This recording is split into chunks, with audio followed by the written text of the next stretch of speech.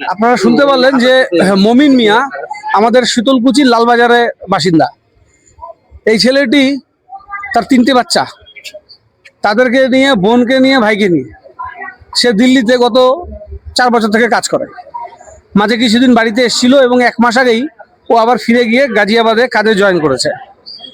ওকে Delhi police Bangladeshi বলে ওকে পুলিশের গাড়িতে তুলে নিয়ে গিয়ে বলছে চল থানায় যেতে হবে।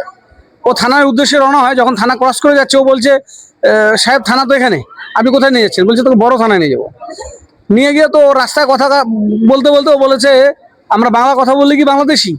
এই কথা বলার পরে ওকে ফাঁকা জায়গাতে নামিয়ে ওকে প্রচণ্ড মারধর করে, হাত পা তলপেট সব জায়গাতে প্রচুর আঘাত করে এবং ওখানে প্রায় সেন্সলেস করে ওকে ফেলে ওর কাছ থেকে যে টাকা পয়সা ছিল সেটাও ছিনিয়ে নেয়। ওকে একটা বড় টাকা দাবি করে।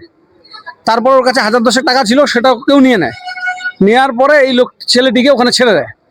তারপরে এর ভাই আর বোন খুঁজতে খুঁজতে একে গিয়ে উদ্ধার করে নিয়ে আর সোজা কোথাও না দাঁড়িয়ে দিল্লি থেকে নিউ কুচবিহারের ট্রেনে এসে ওঠে এবং গতকাল রাতে এসে কুচবিহারে পৌঁছায় ওর বাড়িতে শীতলকুচিতে। আজকে একদম ভোরবেলাতেই একে নিয়ে এসে হাসপাতালে ভর্তি করে, অবস্থা খুব খারাপ, এখন ট্রমা কেয়ারে আছে। আপনারা দেখতে পেলেন ঠিক মতো কথা বলতে পারছে না, একবারে জল গিলতে পারছে না। এই হচ্ছে দিল্লির পুলিশের বাঙালি বিদ্বেষী আচরণ এবং বাংলায় কথা বলে বাংলাদেশি বলে তাকে শারীরিক নির্যাতন এবং প্রচণ্ড রকম তাকে মেরে ফেলার মতন অবস্থা। এটা আর মেনে নেওয়া যায় না, এই পরিস্থিতি চলতে দেওয়া যাবে না। আগামীকাল আমরা শীতলকুচি থানাতে এর উপরে আমরা একটা এফআইআর করব।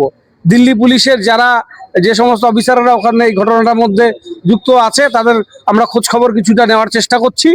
আমরা তাদের বিরুদ্ধে অভিযোগ দায়ের করব শীতলকুচি থানায় এবং আমরা কেন্দ্রীয় সরকারের বিরুদ্ধে এবং বিজেপি পরিচালিত সরকারগুলো বিভিন্ন রাজ্যে বাঙালিদেরকে যেভাবে নির্যাতন করছে তার জন্য শীতলকুচিতে আগামীকাল বিকেল 3টে থেকে আমরা সেখানে অবস্থান বিক্ষোভে